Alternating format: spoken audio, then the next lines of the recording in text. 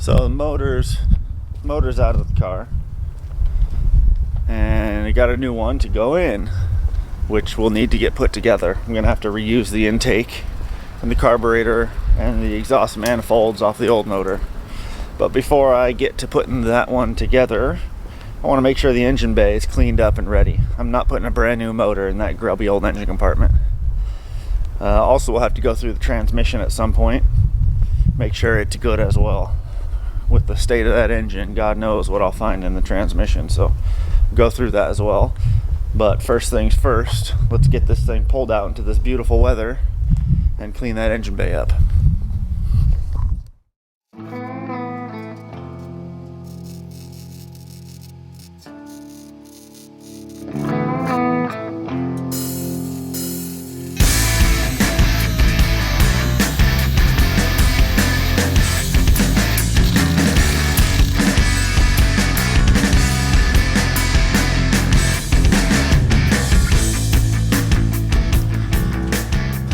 So I've got it jacked up all the way as high as I could get it for pulling the engine and trans. Let me get it back on the ground and we'll pull it out here into the driveway.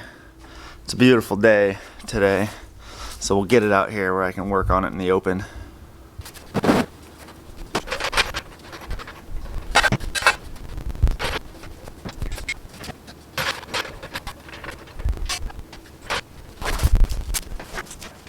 The battery tray is pretty well destroyed, rusted straight through as they all are. I got another one already, so we'll prep that too. But sucker is not looking great. And also somebody painted the core support. This is supposed to be black. It's supposed to all be black. And it got painted, so what I'm going to do is pull the front end apart. As you can tell, it did take a pretty good knock right about there, which pretty well destroyed the front valance. I got a new original valance also locally. I found one locally in really good shape, an original Ford tooling.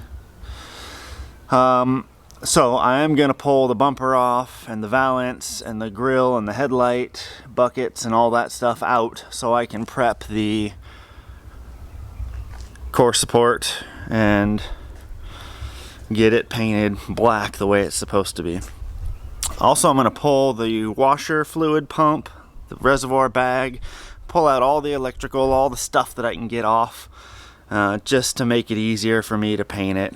There's got some kind of, I don't know if all that crap is factory, or I've never seen that on one of these before. It looks like big globs of seam sealer or something, so I'll scrape that off. God knows what's underneath it. Also, as they did a lot back in the day, there's holes cut in this shock tower for getting to those grease fittings. You can see it in there. So I'm gonna go ahead and repair those holes too. It's only on the right side, front and back. There is one on the back as well. This side they didn't do, for whatever reason. So let me get as much of this crap taken off as possible, as well as the front end taken apart. Let's get going. Get a nice before shot.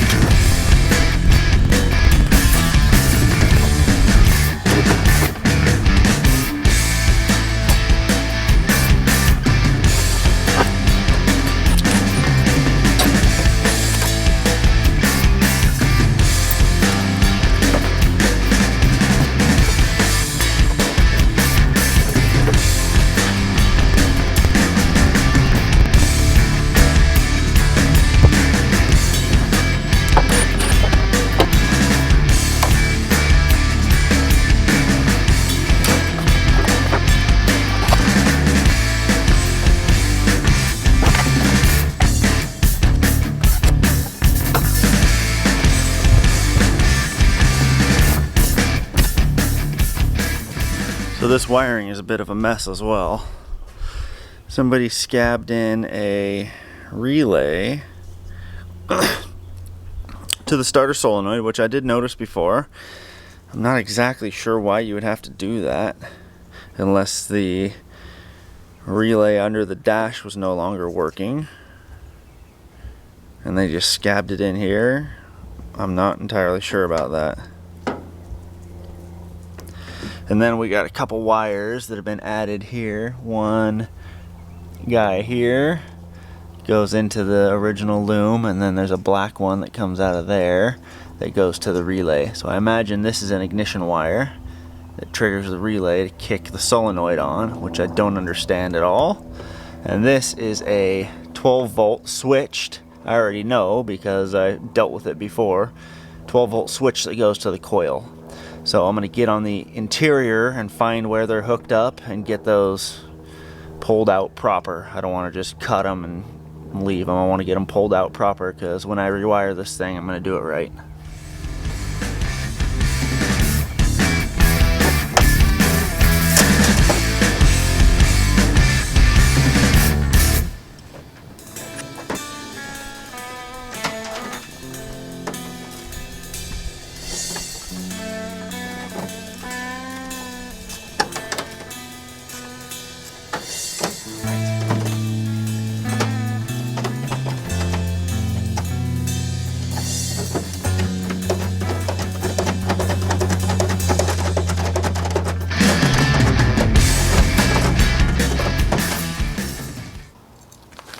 I wanted to take this moment to talk about how much I love working on old cars.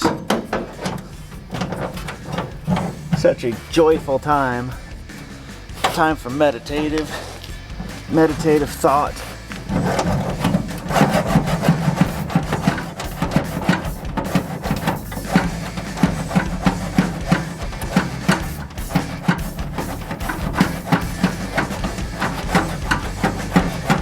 Time for rejoicing.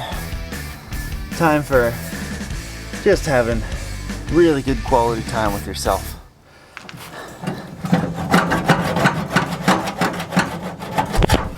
Ah! Golly.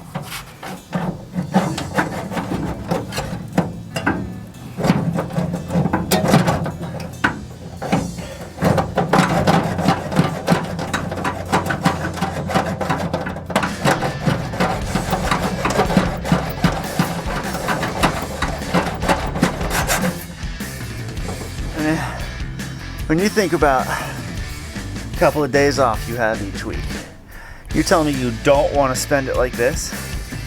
I mean, I think that's crazy, to be honest with you.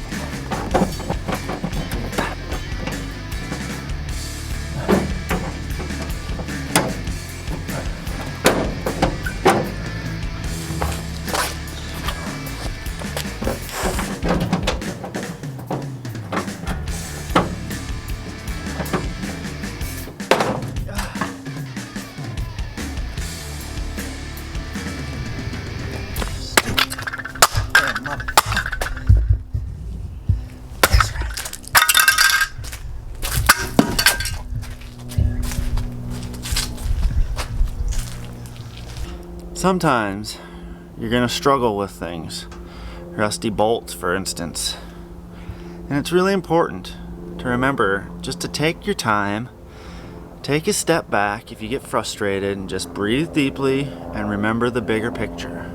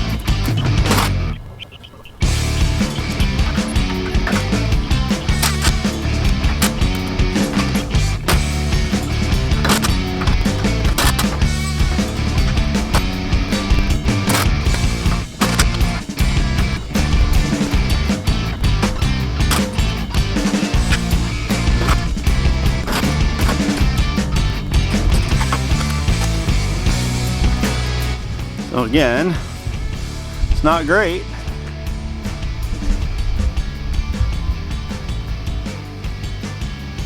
Looks like it was hit right about here. I pulled it out with my hands as best I could, but the valance is trash for sure. This piece I might be able to save, but I have another one of those as well. I picked up a valance and one of these original Ford parts in really nice shape. The brackets all seem to be okay. This little guy's bracket is bent pretty good, but the main bumper brackets seem to be okay. I measured off both sides, they seem to be alright. And the bumper itself seems to be fine. It does not appear to be bent in any way, shape, or form, and that's the original Ford bumper. Checked it over real good. It is not bent at all, so that's a good save. So the bumper will be okay, but we'll have to replace the valance and this little filler panel here. So let me carry on, get that crap off of there.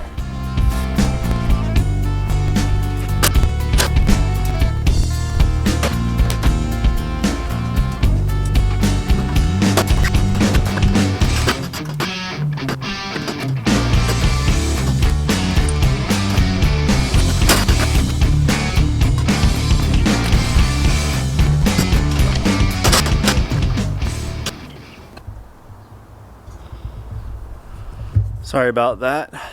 I bought some new batteries for my camera, some aftermarket generic Chinese batteries, and of course they last for like 10 minutes. So straight into the trash. Don't buy shitty batteries. So it just stopped recording.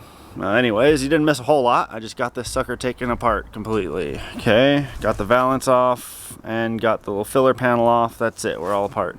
So all the wiring is out. Everything that could be moved has been moved for the most part. I might still take the throttle pedal off. Other than that, it's time to get this thing cleaned up. So I'm going to prepare the pressure washer and get my Simple Green solution ready, and it's time to do a whole lot of scrubbing. I also will take the passenger side hinge off. So let me get that all prepped. I'll bring it back. Okay, I'm going to tape off these hoses, these fittings, just so I don't get water all up inside all my hoses. So I'll tape off all those hoses, anything where I can get water inside. I'm also going to remove the master cylinder because it doesn't work. It's going to need to be rebuilt. So I'll go ahead and pull that off now. I can do a better paint job. I've still got all these wires in here that I got to deal with. So I'm gonna fish those through right now as well. And I have a plug for this, so I'll get that plugged up and just generally get it ready to pressure wash it again, and then I'll hose it down real good with degreaser and give it a good scrub before I pressure wash. But I'm going to start with taking this stuff off and blocking off my hoses. I know I talked about it before, but I figured I'd just give you a little quick tutorial, show you how I do it. Quickest, easiest way to plug this kind of thing up. You just get you your rubber gloves that you're probably wearing anyways, and you simply snip the fingers off like so. Now you got a perfect covering for any plug end. All you need is a zip tie. I'll show you on this one over here.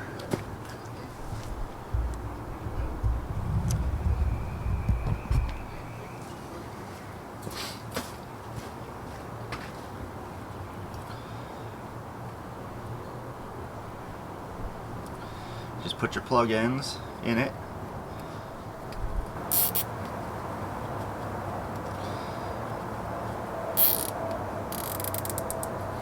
There you go.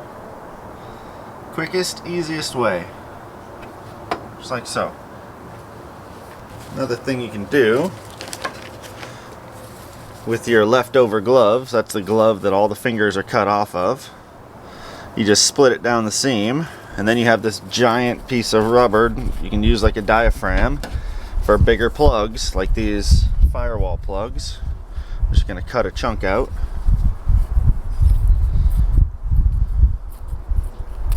Like this.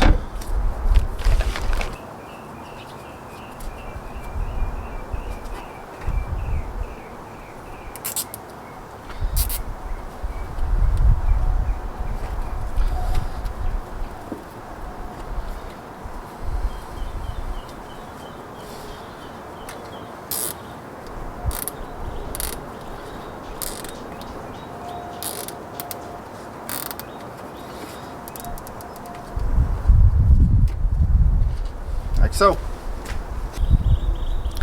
Okay, you can see I got everything plugged up that's going to be an issue.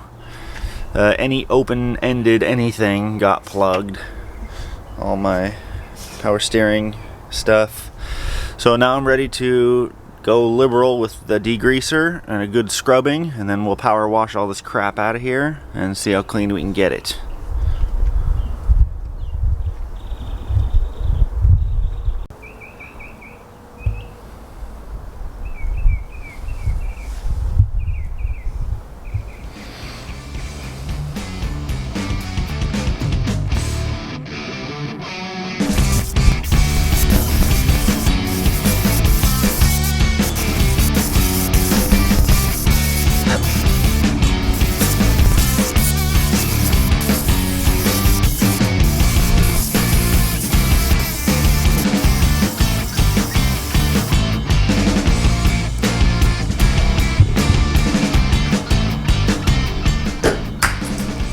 Close.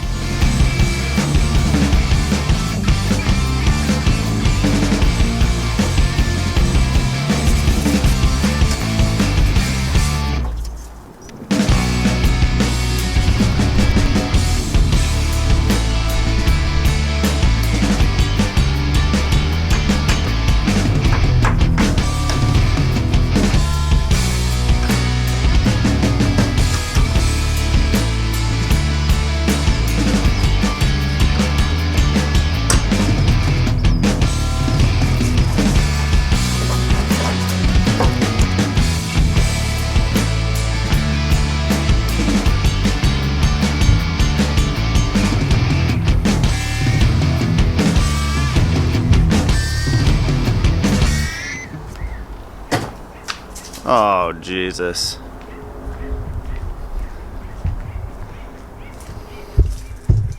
Well done, idiot.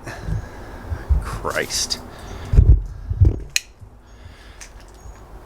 Nicely done. Jesus criminy.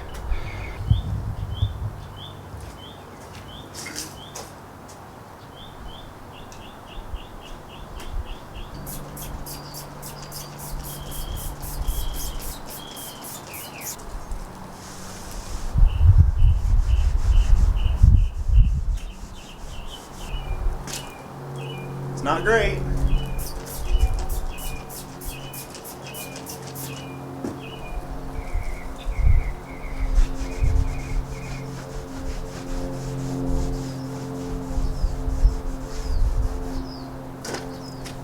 Stupid.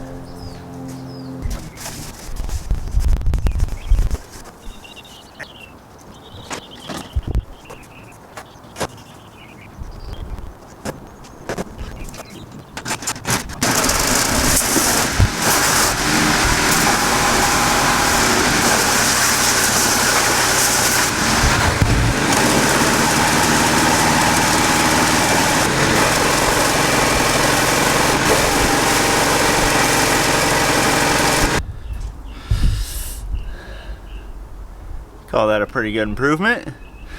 None of my little tie-up jobs came loose, which is a testament to the power of the glove. So that is much, much, much, much better. I'm gonna let it dry off and do a better inspection, and probably give it a second round with a little better scrubbing this time that all the heavy grease is off. But I mean, that's pretty good. No rust anywhere except for that little patch right there, which I knew was there. So, no sweat. Okay, I'm gonna let it dry off for a few minutes and we'll do a better inspection.